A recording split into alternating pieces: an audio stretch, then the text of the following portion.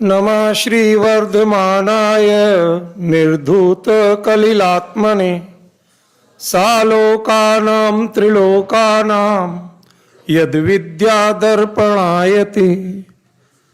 धर्मानुरागी भाइयों बहनों, जो प्रसंग है उस पर तो बहुत विद्वान और समाजजन अपनी भावनाएं व्यक्त कर चुके हैं।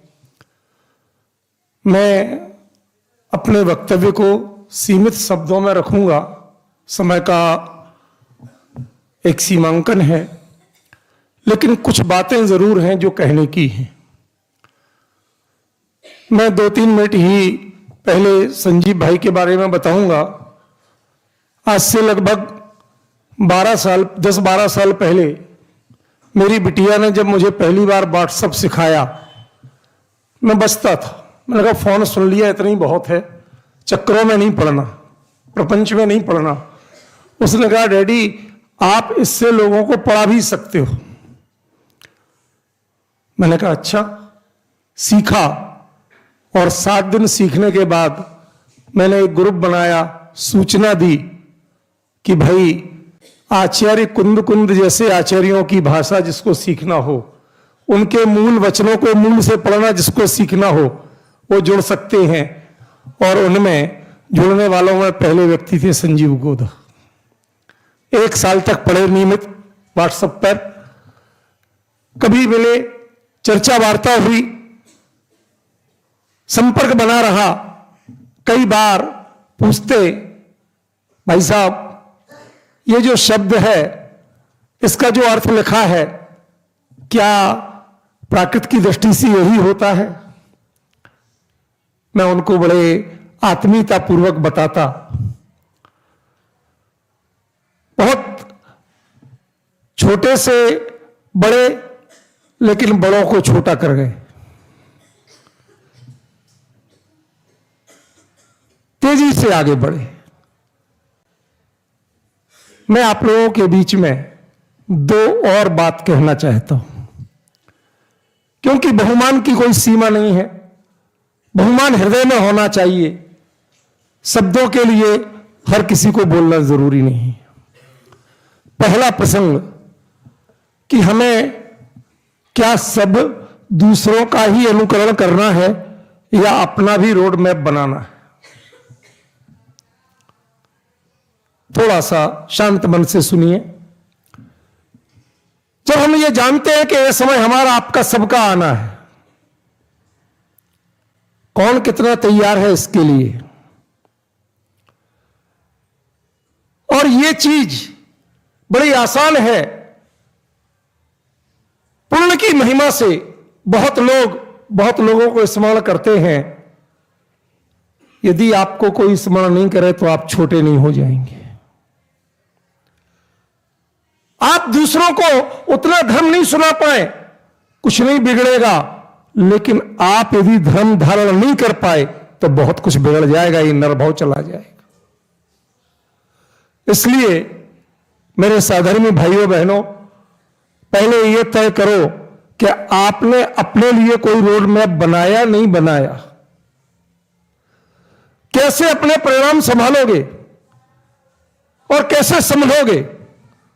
ध्यान रखना, जिन शासन कहता है, वस्तु व्यवस्था कहती है, जितनी कम पराधीनता रहे उतने ही उत्तम भाग्यशाली हो। आज से ठीक 1 महीने पहले यूनिवर्सिटी में बैठा था, शायद किसी को पता ही नहीं होगा, मैंने चर्चा नहीं की। अपना शांति से काम कर रहा था। 2 विद्यार्थियों को पढ़ाया, पढ़ाने के बाद कुछ लिख रहा था, सामने जिनवाणी थी। संयोग हुआ, बैठे बैठे अटैक आया। मैं शांत बैठा रहा। पहले से सोच रखा था, जानकारी ले रखी थी कि यदि ऐसा कुछ होता है तो मुझे अपने आप को कैसे संभालना है। बाहरी बातें बता रहा हूं, अभी आध्यात्मिक तत्वज्ञान की नहीं। मैंने शांत भाव से पहले अपने आप को ऐसे सपोर्ट दिया, फिर तेजी से 2-3 बार खांसा, जानबूझ के छींका, थोड़ा सा जोर छाती पे आया, हल्की सी राहत मिली, शांत बैठा रहा और उसके बाद 2-3 इसके जो चीजें सीखी थी हल्की सी करने के बाद शांति से 2 घंटे जिनवाणी पढ़ी, स्वाध्याय किया और अपने हाथ से अपना व्हीकल चला के घर पहुंचा।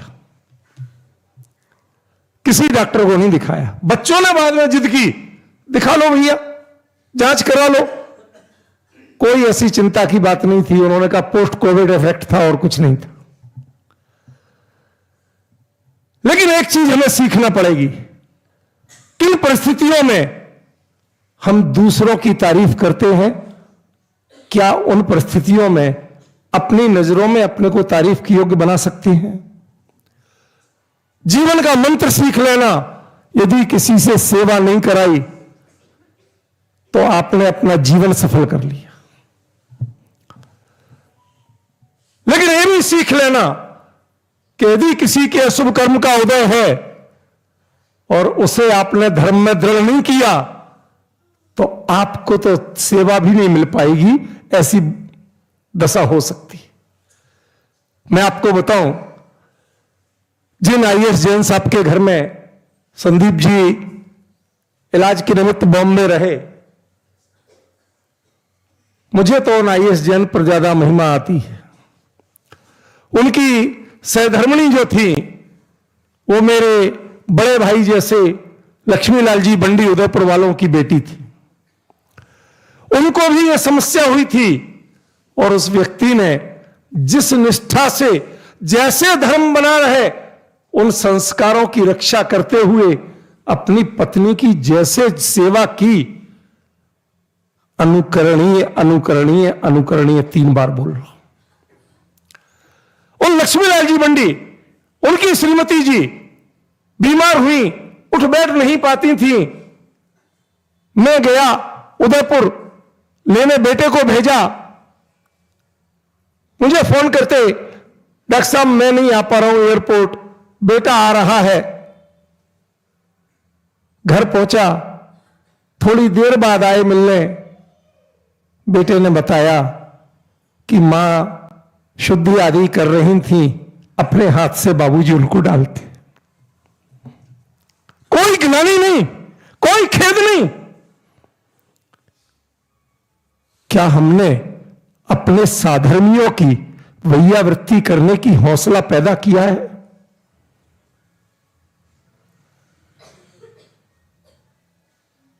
भाई साहब, तत्व ज्ञान सुनाना, मैं संजीव जी पर कोई कमेंट्स नहीं कर रहा हूं, अन्यथा मत लेना। तत्व ज्ञान सुनाना एक चीज है और तत्व ज्ञान को जीवन में धारण करना दूसरी चीज है।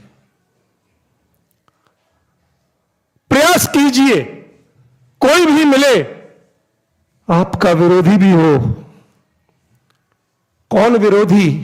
ध्यान रखना, राग ही द्वेष को जन्म देता है, कोई दुनिया में विरोधी नहीं। एक और राग की अधिकता होती है तो दूसरी ओर द्वेष भड़कने लगता है। कौन सगा है और कौन दुश्मन है?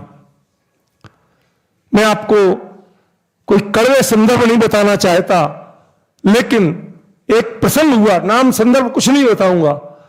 एक प्रसंग हुआ कि सुदीप जी बड़ा मुखर लिख देते हैं, इनके कारण मेरा इतना नुकसान हो गया, इतना बड़ा प्रोग्राम मारा गया।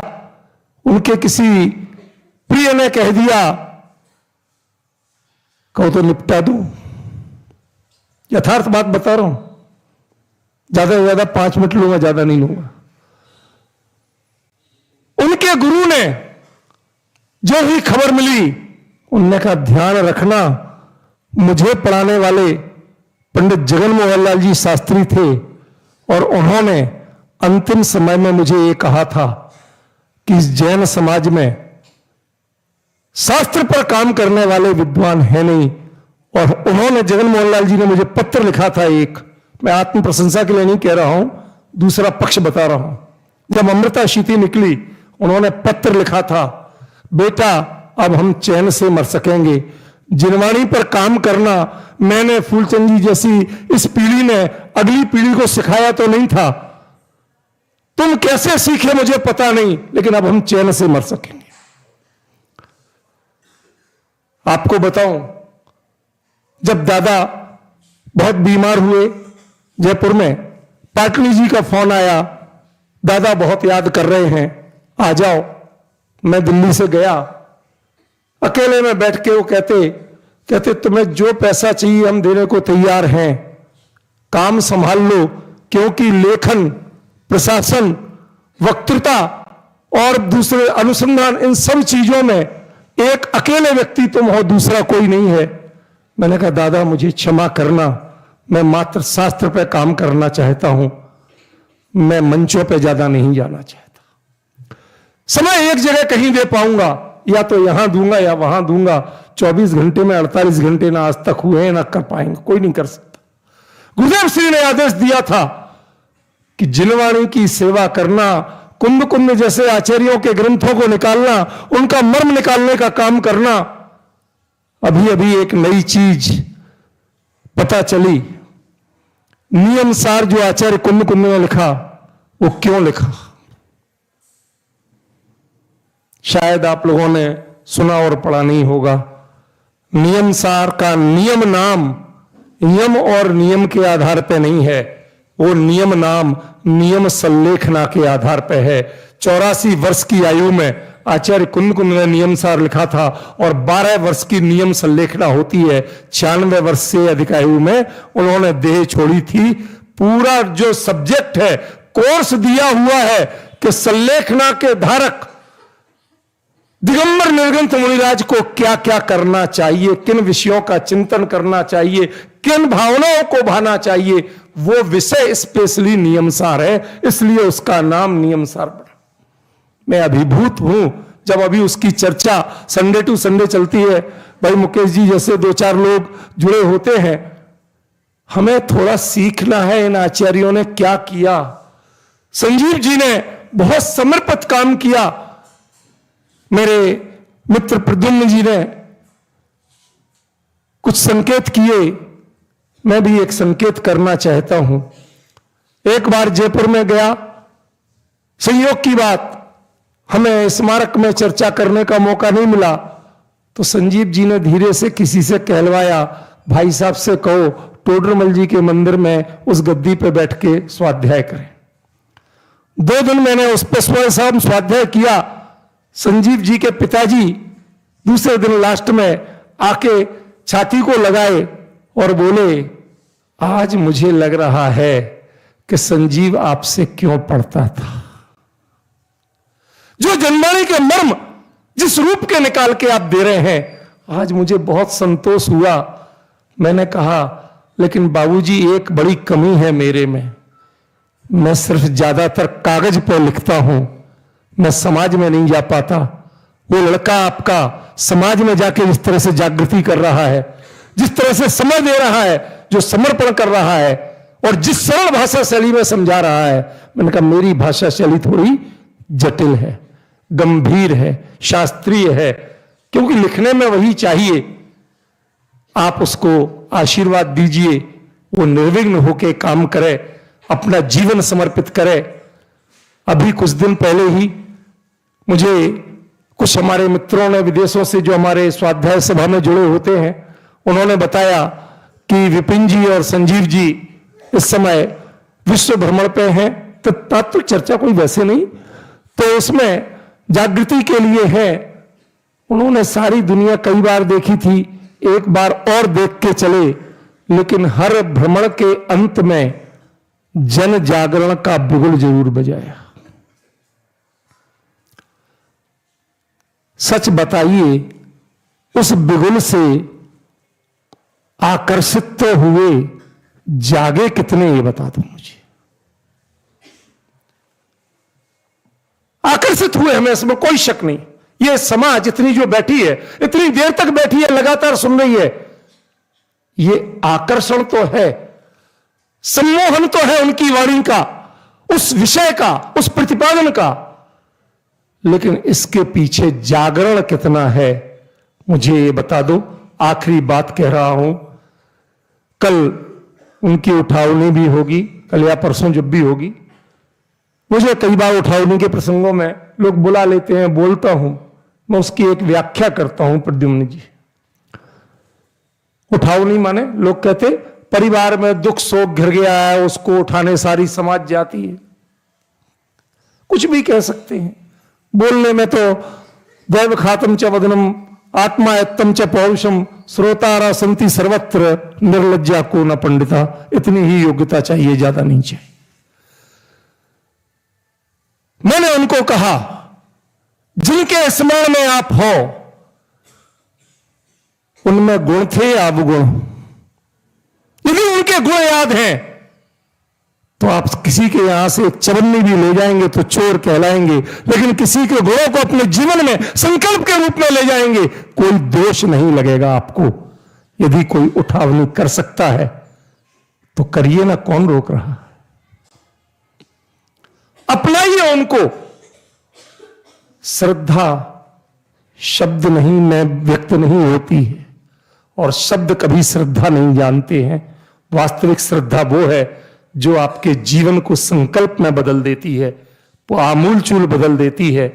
हम उस तत्व ज्ञान की बात को सीखें, समझें, अपनाएं और अपना जीवन पवित्र करें। मैं आचार्य कुंद की एक गाथा को आपके बीच में इस समाधि प्रसंग में प्रस्तुत करना चाहता हूं, आप कभी विचार करना। मैंने अभी 2 लेख तो लिख दिए, तीसरा लिखना है। आचार्य कुंद की समाधि साधना उन्होंने कैसे की थी, थोड़े हमें अनुकरणीय रहेगी। मैं एक गाथा अकेली पढ़ूंगा और बात पूरी करूंगा। वैणोच्चारण किरियम परिचित्ता वीदराग भावेण जो जा यदि अप्पाणम परम समाहि हवे तस्। वैणोच्चारण क्रियम परिचित्ता, सारे जीवन बोलते रहो। और वह क्रिया, ये जानबूझ के बोल रहा हूं, कहीं ना कहीं सामने है। परिचित्ता छोड़कर फिर क्या करना? वीदराग भावेण, एकदम सबसे निष्प्रह हो जाओ, आकर्षण विहीन हो जाओ। कौन आया कौन गया, किसने पूछा किसने नहीं पूछा, सबसे उदासीन हो जाओ। जो झायदी परम, जो अपने स्वरूप का और अपने लक्ष्य का स्मरण रखता है, परम समाधि हवे तस्य, उसको परम समाधि की प्राप्ति होती है। मेरे ख्याल से आप सब प्रबुद्ध हैं। वचन छूटा था, भावना नहीं छूटी थी। जितना बोला उससे ज्यादा जब मौका मिला तो उसको टटोला था।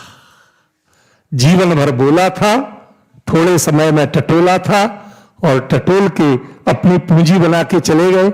जो लोग कहते हैं ना कि भाई लग सूचनाएं मिल रही थी कि सब कुछ बेहतर हो रहा है, दिए की प्रकृति ऐसी ही है। मैंने एक शब्द नहीं लिखा था क्योंकि मुझे इस चीज का गहराई से एहसास था। हमारे कई मित्र लोग वहां हैं, प्रत्यक्ष देखते थे रोज, और रोज मुझे बताते थे।